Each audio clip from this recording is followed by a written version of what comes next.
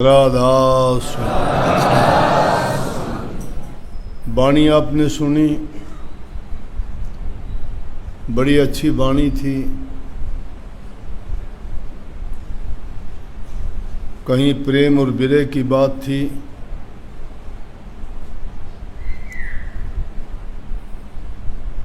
और शिष्य में होना ही प्रेम चाहिए।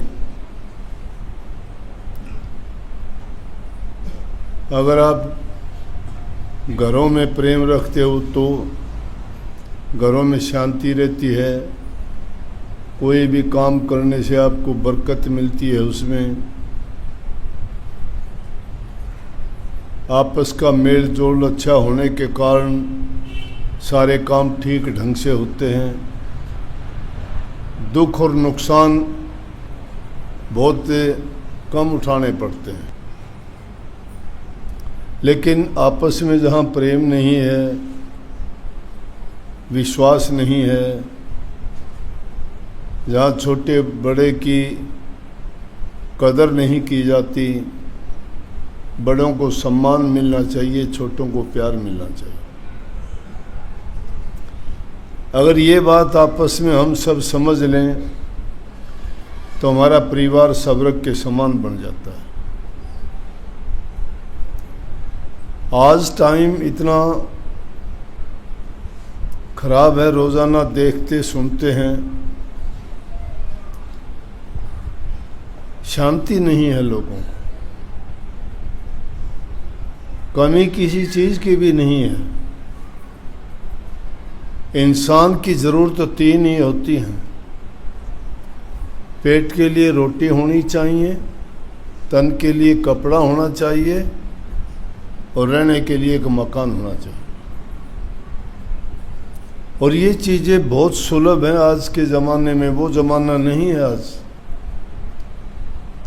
गए ज़माने में इन चीज़ों की बड़ी कमी थी।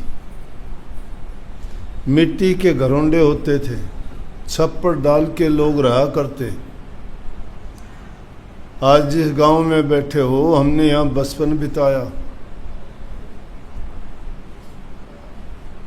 घरों में छप्पर होते थे, कच्चे मकान, आग लग जाती थी, कई कई घर जल जाते थे। बरसात के दिनों में थोड़ी बरसात ज़्यादा होती, मकान गिर जाते थे।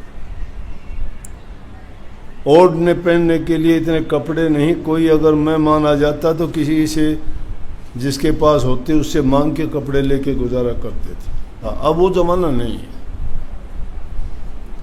अगर किसी के पास एक अच्छा कुर्ता, धोती, जूती जोड़ा होता तो काफ़ी लोग जो बाहर जाते तो उससे मांग के ले जाते और अपना काम निकाल लेते। पूरे गांव में घूमते रहते वो चीज़ें। आज तो सुबह ही उठ के सब नहा धो के ऐसे नए वस्त्र पहन के तैयार हो जाते हो जैसे कहीं बाहर ही जाना है। अच्छी बात है, सफाई है, लेकिन सुलभ हैं ये चीज़ें। मेरा कहने का मतलब ये, सारी चीज़ें हैं। उस ज़माने में कुछ भी ना होते हुए शांति थी, प्यार था। लेकिन अब लोगों के दिलों में शांति नहीं है। और शांति ना होने का कारण क्या है कि आदमी ने अपनी ज़रूरतें बहुत ज़्यादा बढ़ा ली, जब इंसान की ज़रूरत नहीं थी।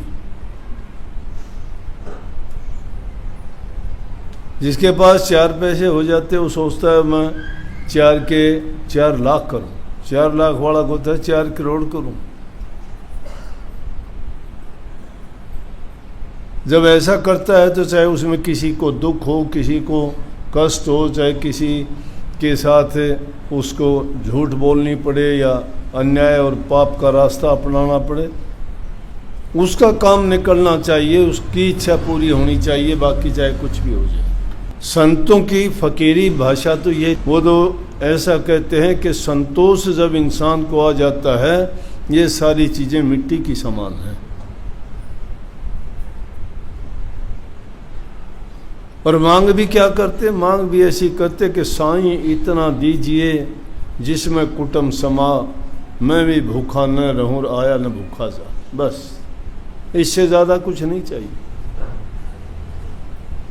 कि मालिक मेरी इतनी तमन्ना है, इतनी मांग है, बस मुझे तो इतना दे दे कि मेरा भी पेट पलता रहे। कोई आ जाए तो उसको मैं ये ना कहूँ कि भाई 2 रोटी नहीं है, वो भी 2 रोटी मेरे पास आके खा ले। और इसी बात को दूसरे शब्दों में कहा कि गोधन, गज धन, बाजी धन और रतन धन खान, जब आवे संतोष धन तो सब धन धूल समान। पुराने ज़माने में धन थे। गोधन जिसके पास ज़्यादा गायें होती अमीर था, एक आधा हाथी होता वो बहुत अमीर था, घोड़े होते वो अमीर थे। अब दान में कोई मोटरसाइकिल देता है, कोई कार देता है, कोई उस ज़माने में जो ज़्यादा अमीर होते घोड़े दिया करते। लेकिन कहते हैं चाहे किसी के पास कितने ही घोड़े हो, कितने हाथी हो, कितनी गायें हो, लेकिन जब तक संतोष नहीं आया तो उसको कुछ नहीं। संतोष जिसको आ गया तो उसकी कोई चाहत नहीं है। चाह जिस इंसान की मिट जाती है तो वो मस्त हो जाता है। चाह गई चिंता मिटी, मनवा बेपरवाह, जिसको कछु न चाहिए वो शान के साथ। शहंशाह है वो, उनको कुछ चाहिए नहीं। एक बार एक राजा सेना लेके कहीं जा रहा था, जंगल से गुजरे तो एक महात्मा फकीर बैठा आराम से। एकांत का स्थान, पूर्व भक्ति में लीन है, ना उसको ये पता कौन आता है कौन जाता है, ना ये परवाह है मुझे खाने को कुछ चाहिए, मुझे ओढ़ने पैरने के लिए चाहिए, ना उसको ये डर है सर्दी होगी, बरसात होगी, गर्मी होगी, क्योंकि उन लोगों का परमात्मा पर भरोसा है। समझ गए? उनको यकीन है कि जिसने पैदा किया है उसने उसका इंतज़ाम कर दिया, किसी को मरने नहीं देता वो, लेकिन उसको मिलेगा उसके कर्म फल के अनुसार। वो कर्म क्या करके आया है उसको कोई मेट नहीं सकता, रोक नहीं सकता, चाहे मैं हो चाहे आप, चाहे कितना बड़ा संत हो। ये भी मेरे से सुन लो बात, जिसका कर्म का कर्ज है वो चुकाना पड़ेगा उसको। हाँ, इतना है, जो मालिक के नाम की भक्ति करता है, उसकी कमाई करता है, उसका कर्ज उतर जाता है, उससे बच जाता है, वो उसको पूरा करना पड़ता है। इसलिए प्रभु की भक्ति करनी चाहिए, उससे हमारे कर्म धुलते हैं, पाप कर्म मिटते हैं, कर्म का बोझ उससे हटेगा, और कोई तरीका नहीं है। ये दुनियादारी के चीज़ पदार्थ तो सब छूट जाने हैं, आज है कल को नहीं रहेंगे। ये देह भी ऐसी नहीं रहेगी। बचपन में क्या थे, जवानी में क्या रूप था, बुढ़ापे में क्या हो गया, कोई देखना भी नहीं चाहता। बचपन था बहुत अच्छे थे, कोई भी उठा लेता था, सब प्यार करते थे। जवान हुए तो अपने आप प्यार करने लगे, क्योंकि आप खुद इतने सुंदर, शक्ति, स्फूर्ति, बल, शरीर में हर चीज़ अच्छी लगती है यौवन में, चाहे वो पेड़ पौधा हो, चाहे इंसान हो, जानवर हो, पशु हो, पक्षी हो, कुछ भी हो। लेकिन बुढ़ापा आता है तो कोई उसको देखना नहीं चाहता। सारी उम्र बैल खेती करवाता है किसान की, बुढ़ापे में उसकी नाथ काट के छोड़ देता, भाग गया से। कौन चारा देगा तुझे?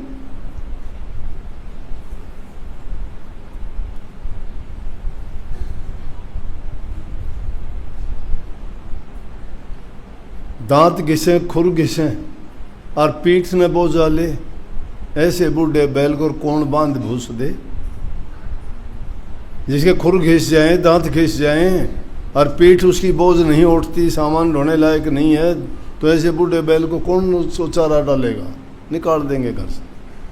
तो उसे बुढ़ापे पे सब उससे नफरत करते, छोड़ देते। लेकिन प्रभु की भक्ति, जो जो नाम की कमाई करते चले जाओगे, तुम्हारा कर्ज उतरता चला जाएगा। बाहर से शरीर है, 5 तत्व का है, इस पर तो हर चीज़ असर करेगी। पैदा होती है वो चीज़ बड़ी होती है और उस पर बुढ़ापा आता है, ख़त्म हो जाती है। ये खेल रोज़ाना देखते हो, पशु पक्षियों में देखो, जीव जंतुओं में देखो, इंसानों में देखो, और भी छोटा देखो, किसान आदमी फसल बोता है, कितना सुंदर पौधा उगता है, उसकी परवरिश करता है, जवान होता है, फल देता है, उसके बाद वो भी टाइम आने में पक जाता है तो वो भी ऐसा ही हो जाता है, उसको काट पाट के सब अलग कर देते हैं और उसका अनाज निकाल लेते हैं। फिर वही क्रिया शुरू हो जाती है।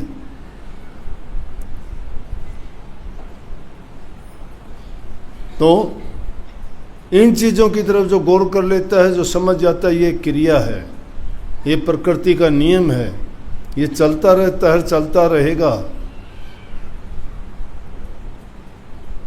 लेकिन बचने का जो तरीका है, ना कुछ खोने का डर, ना कुछ पाने की चिंता, कि अलमस्त फ़कीरी है, जो मिल गया तो अच्छा, नहीं मिला तो अच्छा।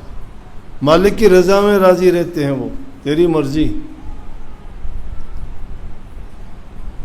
बैठा महात्मा मस्ती में, राजा वहाँ से गुजरा, सेना थी, कहने लगा भाई, पास में गया, उसने सोची सलाम करेगा, महात्मा बैठा रहा, जाके कहने लगा कि कौन है तुम? बोले तू कौन है? बोले मैं राजा हूँ। बोला मैं भी राजा हूँ। बोला तू राजा कैसा? बोला तू राजा कैसा? बोला राजा के पास सेना होती है, मेरे पास सेना है। राजा के अंगरक्षक होते हैं, मेरे पास अंगरक्षक हैं। जिस चीज़ की ज़रूरत है मेरे पास सारी चीज़, तेरे पास क्या है? बोला मेरे पास क्या नहीं है। तू डरपोक आदमी है, डरपोक आदमी सेना और अंगरक्षक रखता है, मुझे इनकी ज़रूरत ही नहीं है। तू किसी का गुलाम होगा, मैं किसी का गुलाम नहीं, मैं प्रभु की मस्ती में रहता हूँ, मुझे किसी चीज़ की ज़रूरत नहीं, तुझे ज़रूरत होगी भागता फिरता है, मेरी कोई इच्छा नहीं है ऐसी। जो इंसान अपनी इच्छाओं और कामनाओं को जीत लेता है वो आदमी संतोषी है। ज़रूरत के मुताबिक चीज़ें तुम्हारे पास हो, संतोष कर लो। अगर ज़्यादा तुमने तृष्णा बढ़ा ली, मार देगी वो तृष्णा, नहीं रुकती वो कहीं भी, उसके ब्रेक नहीं है तृष्णा के। देखते नहीं लोगों के पास कितना कितना धन पकड़ा जाता है, सोना पकड़ा जाता है, उनके हाल देखो, लेकिन जाता कहाँ है वो? जो चोरी से, भ्रष्टाचार से, गलत तरीके से इकट्ठा करते हैं, वो कहाँ जाता है? वह सरकार लूट ले जाती है, झगड़े मुकदमों में चला जाता है, रोग बीमारी लग जाती हैं, जाएगा वो, बेकार जाएगा।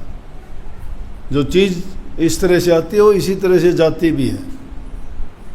गलत तरीके से आई चीज़ गलत तरीके से जाएगी, बीमार पड़ जाओगे डॉक्टर ले जाएगा, बच जाएगी चोर ले जाएगा, कोई काट लेगा, जेब काट लेगा, और किसी न किसी रूप में हो जाएगा।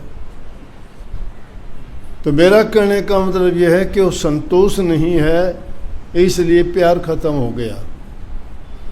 और जहाँ प्यार नहीं है वहाँ तो नरक के समान जीवन है इंसान का। भाई भाई का प्यार नहीं, पति पत्नी से प्यार नहीं करते, छोटे मोटे ज़मीन के टुकड़े के लिए, 2 पैसे के लिए आदमी कितने बड़े बड़े जुल्म और पाप कर जाता है। जेलों में ज़िंदगी कटती है, ना वो सुखी ना अगले सुखी छोड़े उसने। कहाँ गया वो? ज़मीन का टुकड़ा वहीं रह गया। पैसे थे उनको ले गए, वकील ले गए, पुलिस ले गई, इधर उधर भाग दौड़ में ख़त्म कर दिए, बेकार गई। अरे शांति से अगर जीवन आदमी जीता है तो परमात्मा किसी के पास कमी नहीं आने देता। ऐसे परमात्मा के दर के अगर भिखारी बनो और उससे एक ही चीज़ मांगो कि मालिक मुझे शांति दो, मुझे प्यार दो। करने वाली चीज़ कमाई करने की है, नाम की कमाई करो, भक्ति करो। भक्ति करोगे तुम्हारे मन में भी शांति होगी, तुम्हारे कर्म का कर्ज भी उतर जाएगा, और संसार में जो सबसे बड़ी तकलीफ़ इस जीव को है वो आना जाना, मरना और जीना है। इस मरने जीने के चक्कर से छूट जाओगे। नहीं तो कर्म का कर्जा चुकाने के लिए इस जगत सराय में आते जाते रहते हैं ये जीव। कितनी बार आए हैं, कितनी बार आगे आना पड़ेगा। और इससे अच्छा अवसर नहीं है। ये मौका क्यों है सबसे अच्छा मौका कि इंसान का चोला मिलना बहुत कठिन है, बड़ी मुश्किल से मिलता है। कोटि जन्मों के अच्छे और शुभ कर्मों के कारण मिलता है। स्वामी जी महाराज ने लिखा है कि ये तन तुमने दुर्लभ पाया। दुर्लभ है, ये आसानी से नहीं मिलता, दुर्लभ। कीमत समझो इसकी, कितना सुंदर शरीर है। तुलना करके देखो अपने शरीर की। 84 लाख योनि में एक भी जीव इंसान जैसा नहीं है। बंदर भालू और दूसरे बन मानस हैं उस शकल के, लेकिन अकल और बुद्धि नहीं है उनमें नहीं थी समझ। सब चीज़ों से अलग रखा गया है ये जीव। लेकिन उस बुद्धि को नेक काम की ओर तो लगाता तो ये अपना काम कर जाता। लेकिन अगर बुराई की तरफ ये लगा लेता है तो राक्षस बन जाता है। राक्षस को इससे अलग नहीं, इंसान के ही दो रूप हैं। जो गलत रास्ते पे पड़ जाता है वो राक्षस है, जो प्रभु की भक्ति की ओर चलता है वो देवता है। ये और राक्षस ऐसे नहीं होते दिखाए जाते हैं कि उनके बड़े बड़े दांत हों, बड़े बड़े नाखून हों, उनके बुरे बुरे से चेहरे हों, सर पे बाल हों, रंग काला हो, डरावनी शक्ल। नहीं, वो ऐसे नहीं होते। डरावने उनके कर्म होते हैं। राक्षस अलग, राक्षस हमारे में ही होते हैं। इंसान अगर इंसान बन के रहे तो कोई कमी नहीं है, लेकिन इंसान इंसानियत से बहुत गिर गया। ये दुर्लभ शरीर की महिमा नहीं समझे। इंसान इतना एहसान फरोमोश है कि किसी को तुम अपनी जान निकाल के दे दो तो भी भूल जाता है। नहीं तो जानवर भी ऐसे हैं कि अगर उसके साथ कोई वफादारी कर दी तो वो अपने प्राण त्याग देता है, उसको दुख नहीं होने देता अपने मालिक को, उसका बदला देता है। हमने देखे आम जमींदार आदमी गाय भैंस रखते हैं, पहाड़ी लोग जब उनको चराने के लिए जाते, कई जानवर ऐसे उनके पालतू होते हैं, उनको कोई हाथ भी लगा दे तो टक्कर मार मार के उसको मार देंगे। घर में पाला हुआ कुत्ता होता है, उसको अगर कोई उसके मालिक को छेड़ देना, मजाक भी करता दिखाई दे तो भी उसके ऊपर वो टूट के पड़ेगा।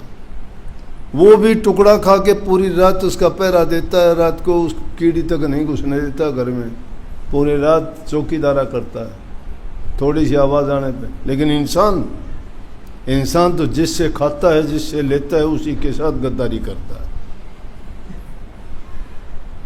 नीच और गिरे हुए इंसानों की तो क्या करता है, गुलामी करता है। और जो तुम्हारा हितकारी है सब कुछ करता है, उसके गद्दारी करता है। इसलिए इंसान इंसानियत से गिर गया।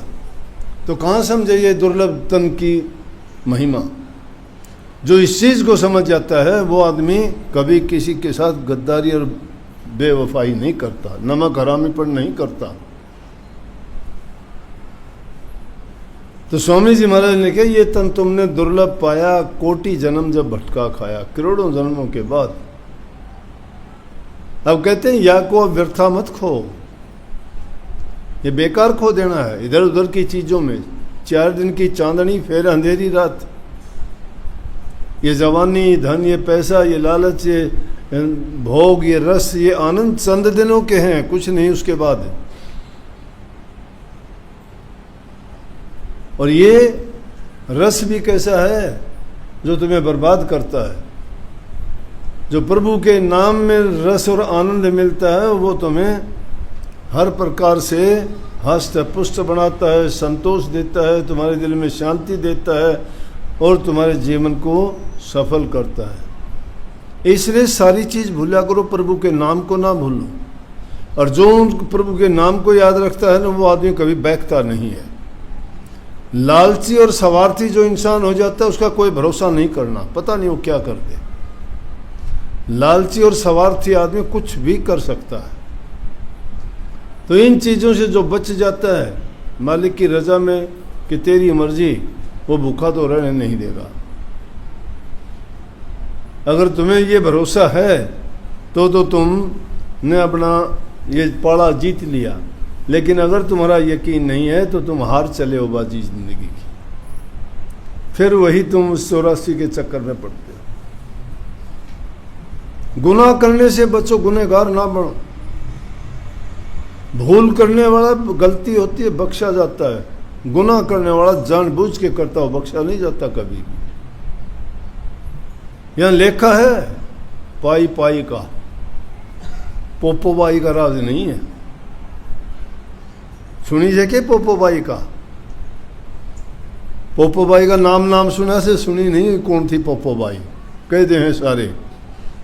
राजस्थान में जालोर शहर है और वहाँ पर चौहान वंश में रानी हुई थी पोपोबाई। लेकिन जब वो उसका राजकरण का टाइम आया, उसका पति मार दिया था पड़ोस के राजा ने, तो लोग फिर कहने लगे कि राजा तो गया, अब उसकी जगह आप गद्दी पर बैठो। उसको इस चीज़ की थी नहीं कि मैं रानी हूँ या राजा का पद संभालूँ या ये मेरा राज्य है। वो लोगों के कहने के कारण उसने संभाल ली गद्दी। लेकिन उसके बाद में तो जहाँ कहीं जाती, कोई अच्छी चीज़ देखती है, ले चलो महल में। कि जमींदार के बैल अच्छे देखे, बोले कि ले चलो।